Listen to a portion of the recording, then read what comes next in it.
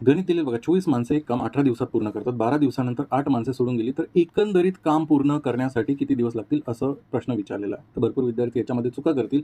तर पहिले बघा, एक फॉर्म्युला आहे MDH मसाल्यांचा. MDH म्हणजे काय? M1D1H1 बरोबर M2D2H2. मग ह्याच्या खाली भागाकारामध्ये W1 आणि इकडे W2 असतं. हे M1 म्हणजे किती माणसं आणि किती दिवस काम केलं, किती तासासाठी, यानी किती काम केलं. इथे दुसरे माणसं किती दिवस काम करत होते आणि किती तास काम केलं. हे सगळे गुणाकारामध्ये, भागाकारामध्ये किती काम केलं. ठीक आहे, हा आहे फॉर्म्युला MDH मसाल्यांचा. तिथे थोडासा वापर होईल याचा. तर इथे 24 माणसे 18 दिवसात काम करतात. म्हणजे एक काम आहे जे 24 माणसे, M माणसे, D दिवस, किती आहेत? 18 दिवस. एवढं काम पूर्ण होणार होतं. पण काय झालेलं बघा, 24 माणसांनी 12 दिवस काम केलं. इथं एकंदरीत काम पूर्ण करण्यासाठी सांगितलेलं आहे. म्हणजे एक तर 12 दिवस तर लागणार आहे. म्हणजे 12 पेक्षा छोटा ऑप्शन जो आहे तो पहिले एलिमिनेट करून टाकू आपण. ठीक आहे, 12 दिवस तर लागणारच आहे.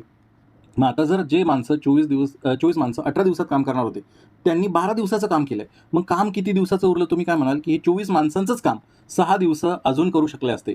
पण ते काम काय झालं, हे की 8 माणसं सोडून गेलेत. माणसं किती होते? 24. त्याच्यापैकी 8 सोडून गेले, म्हणजे उरली 16. इकडं दुसरी माणसं. आता त्यांना काहीतरी वेगळे दिवस लागतील, गुणिला दिवस. मग आता हा जर D म्हणजे लागणारे दिवस, हा जर गुणाकारातला 16 जर मी तिकडे पाठवला, तर हा भागाकारात जातो. 8 दुनी 16, 8 त्रिक 24 आणि इथे येईल 3. D बरोबर येणार आहे 9 दिवस. ठीक आहे. हे कोणाला लागलं? जे 24 दिवसात जे 24 माणसे 6 दिवसात करणार होते, ते 16 माणसांना लागलेले दिवस आहे. म्हणजे ह्याच्यामध्ये अजून 9 दिवस ॲड होतील. म्हणजे एकंदरीत 21 दिवसात हे काम पूर्ण झालेलं असेल. ऑप्शन क्रमांक 2 हे तुमचं उत्तर असेल.